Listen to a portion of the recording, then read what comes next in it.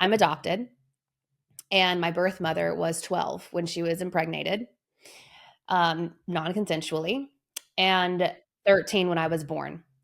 Now, I was adopted into a family. My father was a preacher, and so I was raised my entire life, um, really thinking my body was bad, consciously and subconsciously, right? Like that was teachings that I think I sort of absorbed from church and from purity culture. And so my whole life I had felt so terrified of my sexuality. I felt terrified of sensuality.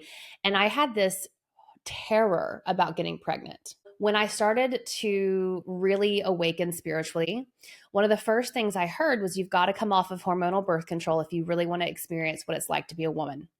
And so I lost my libido completely. I had my hair fell out, I had hormonal acne, horrific mood swings. And so I was really forced because of those symptoms to start looking more deeply.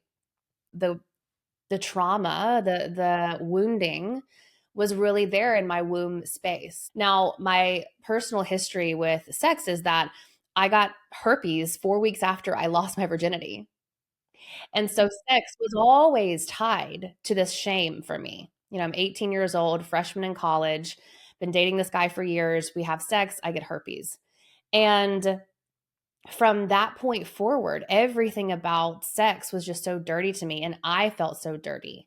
And so, as I started to come off of the pill and reconnect to the womb space, all of those feelings of shame came back to me, and they started to leak into my marriage.